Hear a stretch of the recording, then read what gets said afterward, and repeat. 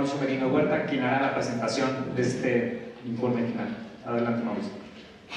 Bueno, muchas gracias, muy buenos días a todas y a todos. Empiezo por hacer un doble reconocimiento, porque todo este esfuerzo no habría sucedido, primero, sin la iniciativa y sin la decisión que en su momento tuvo el magistrado Rey Rodríguez, de la Sala Superior del Tribunal Electoral del Poder Judicial de la Federación, para animar, para impulsar, para promover que un grupo muy vasto de organizaciones de la sociedad civil, de académicos, de académicas, pudiéramos reunirnos para hacer este seguimiento del proceso electoral 23-24. Entonces, un más amplio reconocimiento. Creo que no sobra decir que y siento decir esto, pero hay que decirlo, tras la salida del magistrado Reyes Rodríguez de la presidencia de la Sala Superior, declinó el ánimo y declinó el respaldo al Acuerdo Nacional por la Integridad Electoral, que parece de suyo, un dato que no puede pasar inadvertido, en mi opinión. Así que, magistrado, muchas gracias por su iniciativa y por su vocación democrática. Mi segundo reconocimiento y gratitud enorme es a Luis Fernando Fernández, el motor de todo este acuerdo, de su creación, de su organización, de todos los informes que se han presentado hasta ahora, y sumen ustedes lo que quieran, de todo. Luis, estar cerca de ti siempre ha sido un enorme privilegio para mí, ha sido uno de los mayores timbres de orgullo que por muchas razones conservo y cultivo, y te agradezco enormemente la oportunidad que nos has dado a todas las personas que hemos participado de este ingrato esfuerzo, porque la verdad así hay que calificar. Cuando se revisan estas cosas no hay mucho espacio, ¿no?, de celebración, todo lo opuesto. Pero ha sido realmente extraordinario. Me siento particularmente agradecido porque nos diste la oportunidad, a mí me diste la oportunidad de estar trabajando, aparte del grupo espléndido que te ha rodeado en este esfuerzo, con Carolina Gilas, a quien le tengo un enorme cariño, reconocimiento, admiración, a Nicolás Loza, que es un tipazo, la verdad, ya Joy Langston, quienes formamos el consejo técnico de este acuerdo, y en realidad dimos más lata que haber contribuido. Aunque sí, Carolina, debo decir, trabajó mucho. Entonces, muchas gracias por la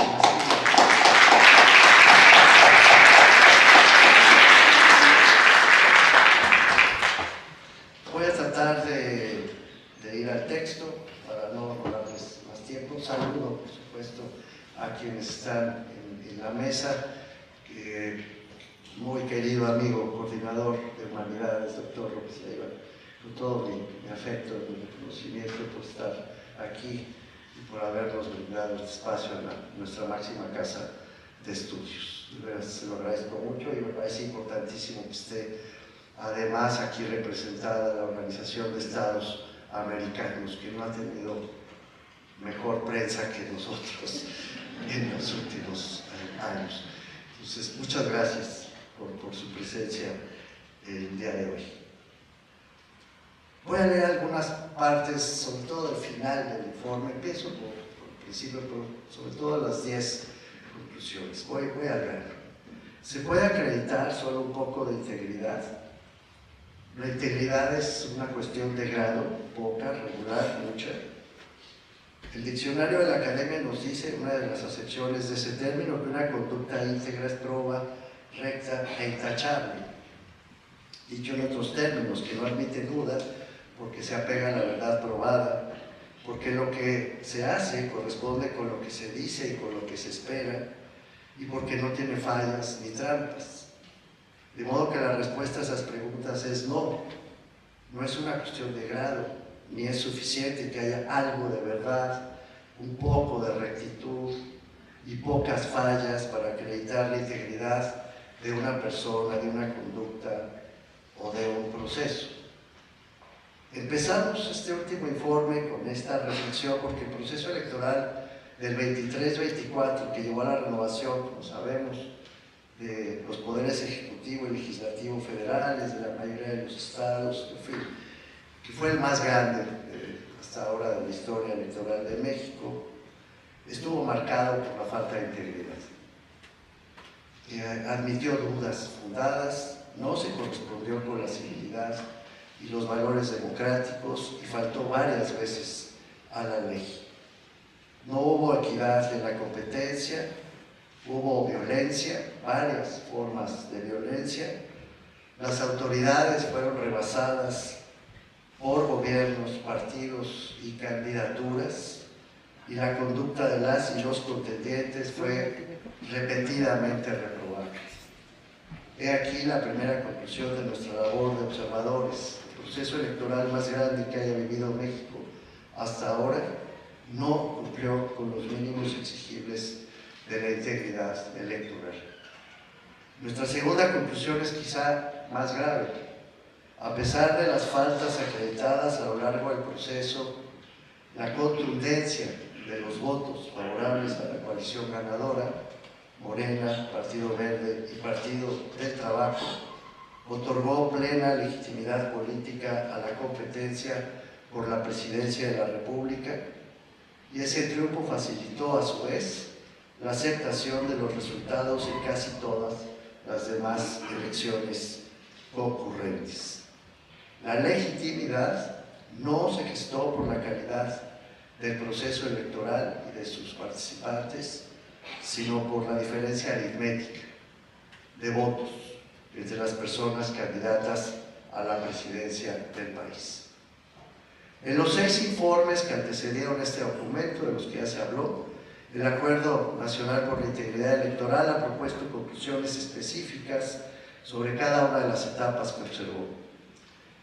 Voy a sintetizar hasta donde se pueda algunas reflexiones finales, las 10 reflexiones finales que recuperamos para este informe final. De todas maneras, las recomendaciones de cada uno de los 6 informes previos también fueron incorporadas en este pequeño volumen final para ayuda de memoria. Voy a las 10 conclusiones. Primero, hemos documentado que el Gobierno de México no actuó con imparcialidad durante el proceso electoral. Si bien la Sala Superior del Tribunal Electoral concluyó que era imposible medir el efecto de esa falta a la regla de la imparcialidad en el resultado electoral, y mucho menos afirmar si esa conducta fue determinante para el triunfo de la coalición oficial, lo cierto es que quedó inequívocamente acreditado que el presidente Andrés Manuel López Obrador intervino de manera relevante y constante para favorecer a sus aliados políticos y para vulnerar la reputación política de sus adversarios. Si las elecciones del 2006, aquellas quedaron marcadas, entre otras anomalías graves, por la persistente intervención del entonces presidente Fox durante las campañas electorales, las del 2024 vieron esa conducta repetida y aún acrecentada en el protagonismo mediático y político del presidente López Obrador. En este sentido, no hay duda de que el titular del Poder Ejecutivo vulneró la integridad electoral de manera persistente y deliberada. Sin embargo, la ley no ofreció los medios suficientes para inhibir y sancionar esa falta pública con eficacia. Segunda, hemos visto también que las tensiones políticas entre el Poder Ejecutivo y las autoridades electorales, sobre todo las administrativas, marcaron este proceso de manera inédita desde mucho antes de que iniciara. Nunca antes se había observado un enfrentamiento verbal y jurídico de esta naturaleza, cuya magnitud puso en riesgo la organización de los comicios todavía hasta 3 meses antes de iniciar el proceso electoral. La autonomía del órgano administrativo electoral fue vista por el Gobierno de México como una afrenta, y desde las conferencias matutinas del presidente López Obrador se fue construyendo el argumento según el cual el INE había sido concebido para hacer fraudes. Cuando el INE, a su vez, ejerció sus facultades para tratar de impedir la intervención del presidente a favor o en contra de las candidaturas y de los partidos, el conflicto escaló, como ustedes saben, hasta el punto en que el Ejecutivo intentó la extinción de esa institución, añadiendo a su crítica política su inconformidad con los salarios ganados por consejeras y consejeros electorales y con el gasto necesario para organizar los comicios. Como hemos visto en los informes previos, ese intento de reforma electoral fracasó 2 veces, pero dejó sembrada la discordia y la amenaza de una reacción impredecible del gobierno ante cualquier resultado distinto al que esperaba. Y hoy añado, incluso con ese resultado. Los desacuerdos entre gobierno y autoridades electorales dieron lugar a la movilización de distintas organizaciones sociales y de los partidos de oposición en defensa del INE, pero esa respuesta no hizo sino acrecentar el encono y las expresiones airadas de descalificación por parte del presidente de la República, de su partido y sus aliados. Al iniciar el proceso electoral y durante todo su desarrollo, esa tensión no solo se mantuvo vigente, sino que incluso se agravó por los reiterados desacatos del Ejecutivo a las medidas cautelares tomadas por el INE para evitar que el gobierno rompiera los principios de equidad e imparcialidad establecidos en la Constitución. A todas luces, ese conflicto también fue contrario a los principios básicos de la integridad electoral. Tercera, también hemos constatado en nuestros informes previos que los partidos políticos vulneraron en distintos momentos y de muy diversas formas la misma integridad con la que se dijeron comprometidos.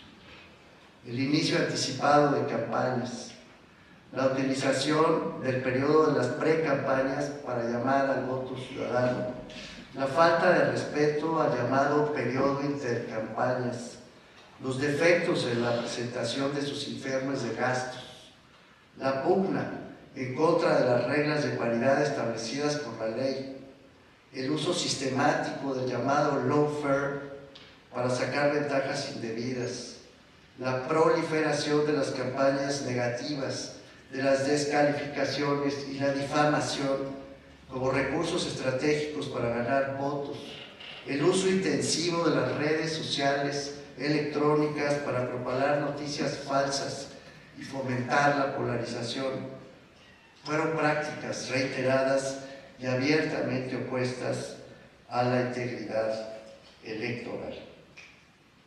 Cuarta, atestiguamos también que las autoridades electorales federales, tanto administrativas como jurisdiccionales, no solo fueron rebasadas por la fuerza de los hechos consumados, sino por las restricciones jurídicas que limitaron el alcance de sus decisiones, o así lo hicieron, y también por sus propios cálculos políticos y sus conflictos internos.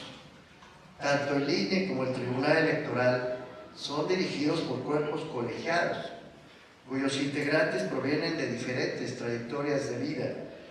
A pesar del peso de la representación que ostentan los presidentes o presidentas de ambos cuerpos, las decisiones se toman de manera colegiada, colectiva. Es probable que la mayor virtud de ese diseño sea que la autoridad está dividida y que nadie puede comprometer la actuación del órgano por sí mismo. Sin embargo, en situaciones excepcionales, ese mismo criterio deliberativo puede volverse un obstáculo a la eficacia. La suma de restricciones y la compleja deliberación interna entre consejeras y consejeros y entre magistradas y magistrados fue aprovechada por los principales actores políticos para hacer avanzar sus propios intereses, empujando hasta el límite, sin que las autoridades responsables de conducir este proceso hayan logrado impedir que la integridad electoral fuera atropellada varias veces.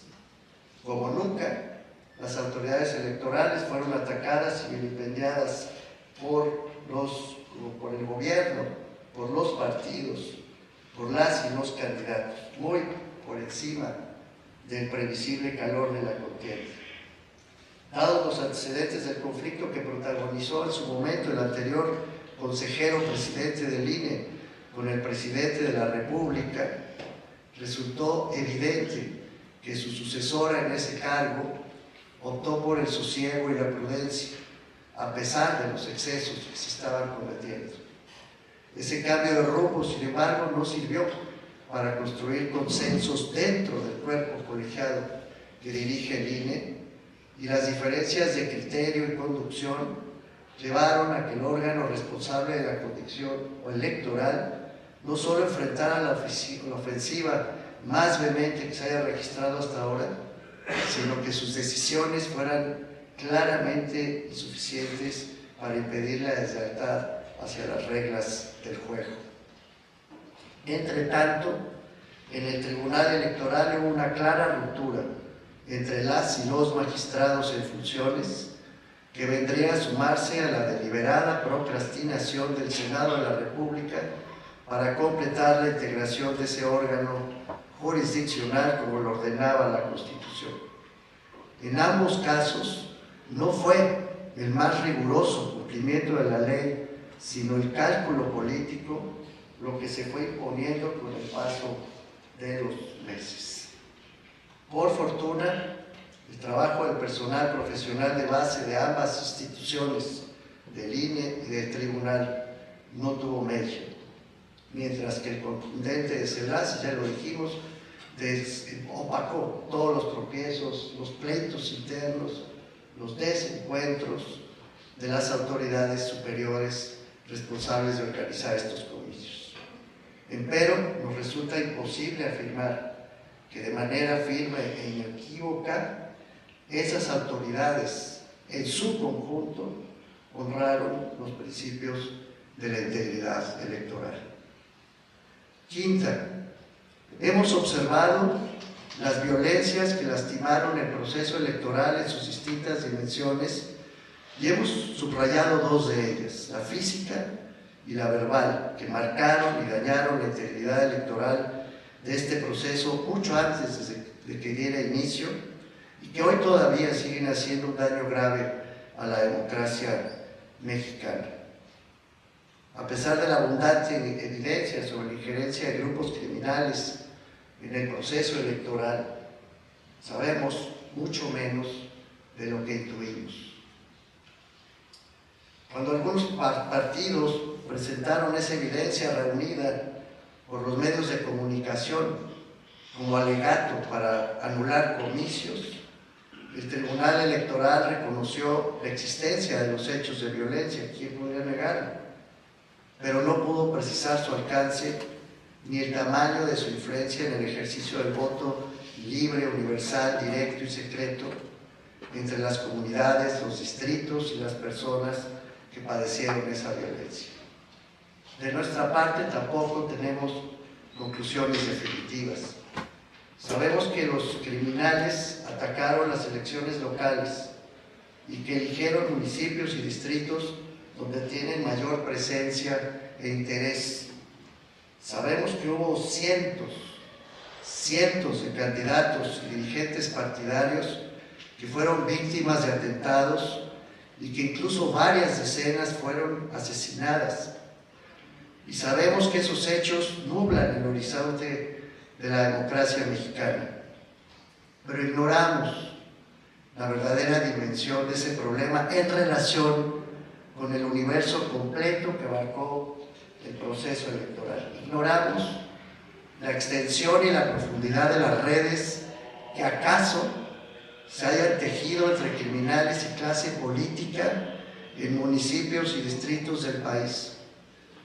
Tampoco sabemos si los espacios que quedaron vacíos tras la renuncia de centenares de candidatas y candidatos amenazados por quienes dejaron su espacio porque fueron ultimados, fueron acaso sustituidos por personas afines a los grupos criminales.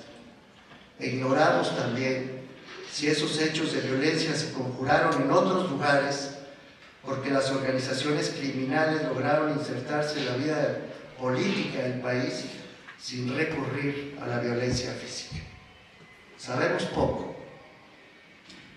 pero tenemos datos suficientes para advertir con alarma que esas violencias también fueron alimentadas por las otras, las políticas y las verbales, que la propia clase política mexicana ha venido alimentando de manera sistemática en sus presentaciones públicas, en medios masivos y en redes electrónicas. La democracia mexicana enfrenta en ese conjunto de hechos uno de sus mayores desafíos. Sexta, las violencias a las que nos referimos en el punto anterior tuvieron su correlato político en la polarización que se fue alimentando día con día. Desde el 2018 y hasta nuestros días, si bien en nuestras otras elecciones anteriores tuvieron también una forma plebiscitaria, como las del año 2000, que concluyeron con la primera alternancia en la presidencia de la República. Las del 24 estuvieron selladas por aquella polarización, alimentada con tanto encono por el gobierno mexicano y sus aliados, y también respaldada por sus oposiciones políticas, tristemente. Planteadas desde un principio como elecciones dicotómicas, a pesar de que hubo 3 contendientes registrados, las de este año no solo fueron vistas como una elección de representantes y gobiernos que habrían de cumplir un mandato temporal acotado por la Constitución y por las leyes, sino como una decisión mucho más trascendente sobre la naturaleza y el futuro del régimen político mexicano. Del lado oficialista se dijo con toda claridad que Morena y sus aliados estaban convocando a votar por el así llamado Plan C, que exigía contar con la mayoría calificada en ambas cámaras legislativas y la mayoría de los congresos estatales, a fin de estar en condiciones de modificar la constitución política del país sin escuchar a los partidos de la oposición o a las minorías políticas de México. No hay lugar a duda. El gobierno mexicano y sus aliados convocaron a una elección plebiscitaria y la ganaron. La polarización como estrategia política de la coalición oficial no fue, sin embargo, enfrentada con pluralidad y con reivindicación de la diversidad, esa que caracteriza al pueblo mexicano, sino que fue confirmada por la coalición de oposición que se formó para bloquear el poder acumulado hasta entonces por el presidente López Obrador.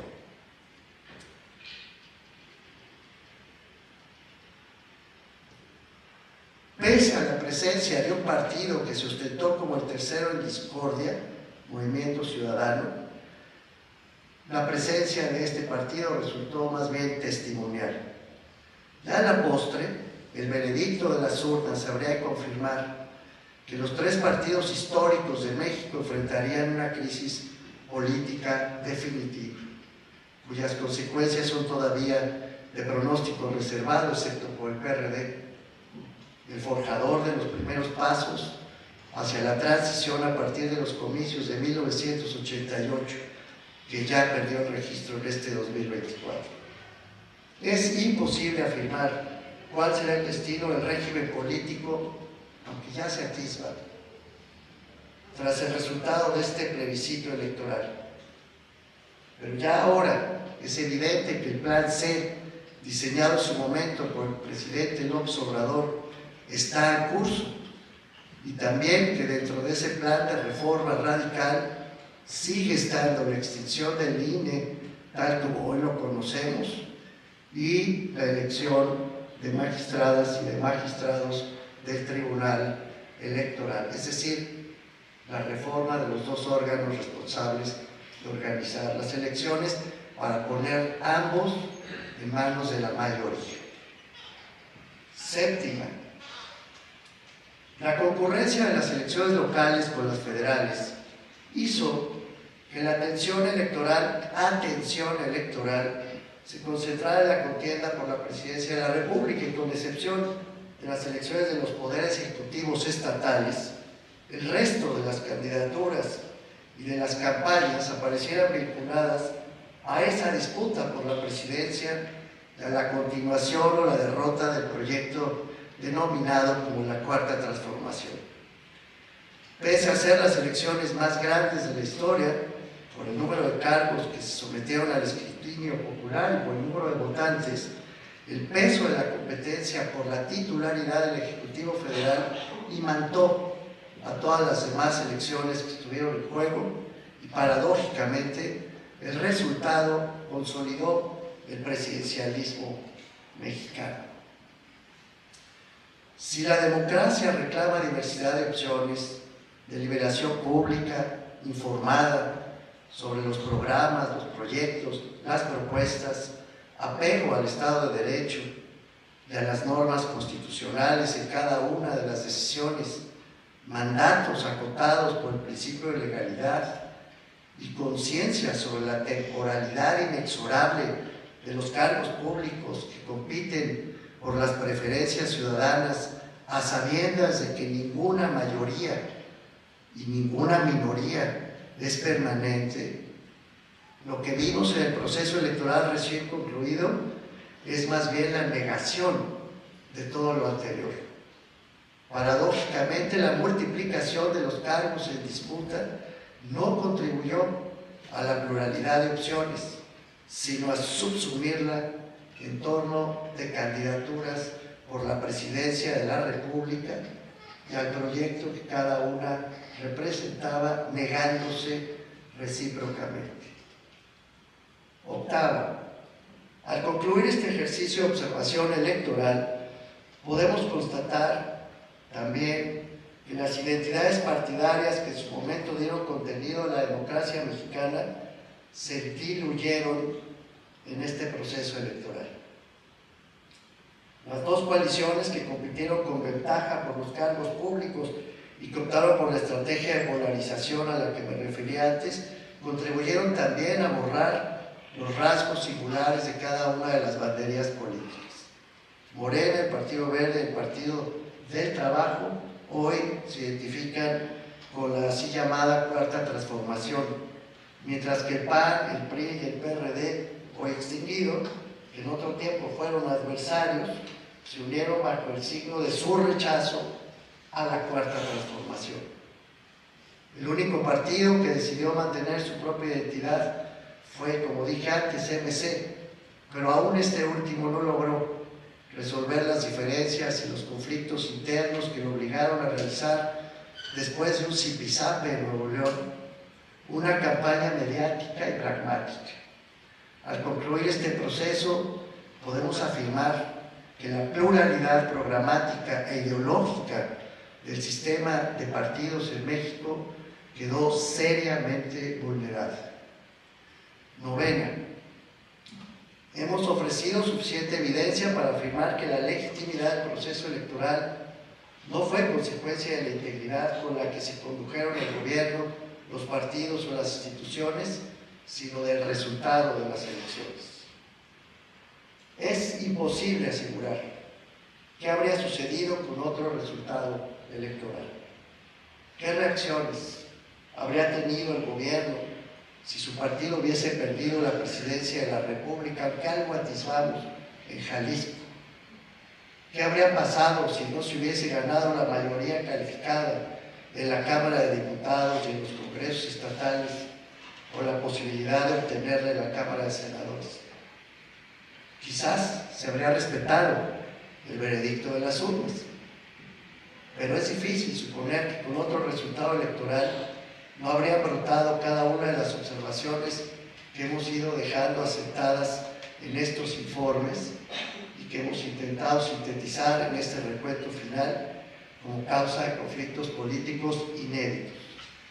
Nunca lo sabremos. Lo que sí podemos sostener en estas últimas reflexiones del proyecto ANIE es que el conjunto de vulneraciones a la integridad electoral del que hemos dado cuenta no solo desafiaron las capacidades del sistema electoral de México, sino que han alimentado el falso supuesto según el cual es conveniente y hasta indispensable transformarlo de raíz para adecuarlo a los principios, al programa y a los imperativos de la coalición que ganó las elecciones. Décima.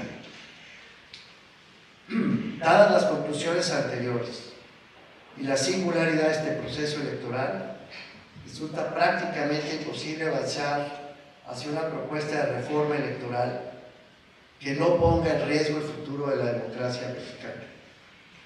En nuestro sexto informe hicimos 6 recomendaciones específicas para fortalecer el sistema electoral vigente, no para extinguirlo, ni para improvisar lo distinto.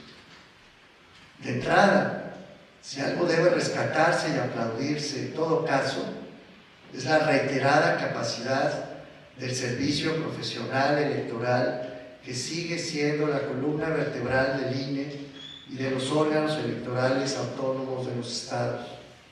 Y lo mismo puede decirse de la actuación de la gran mayoría de consejeras y consejeros locales y distritales, cuya responsabilidad y compromiso hicieron posible que la jornada del 2 de junio fuera indiscutiblemente esa jornada exitosa. Desde la guía y a la luz de la evidencia que hemos reunido y discutido, consideramos que el servicio de carrera de los órganos electorales y la participación de los órganos estrictamente ciudadanos que se conforman en cada nuevo proceso electoral constituyen capitales democráticos que no deben perderse. Ningún argumento presupuestario, por favor, o administrativo puede ponerse por encima de la relevancia del trabajo que realizan esos dos cuerpos electorales.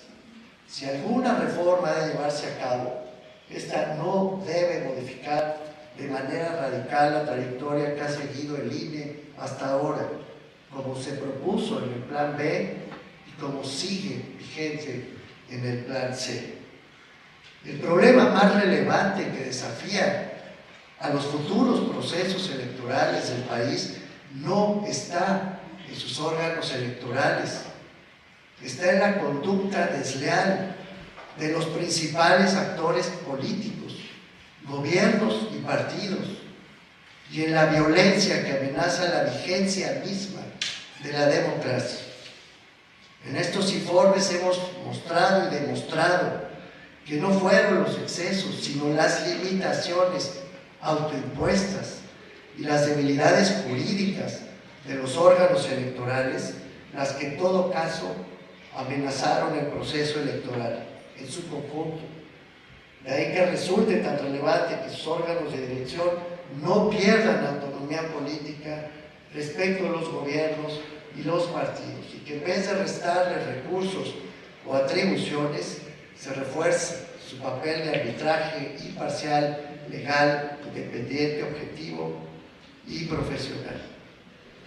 Nuestra opinión sincera es que el sistema electoral mexicano no amerita reformas sustantivas. Lo que necesita es ganar fuerza, respeto, refrendar su autoridad. Por eso, nuestras recomendaciones atañen al refuerzo de la fiscalización, al uso del dinero de los partidos.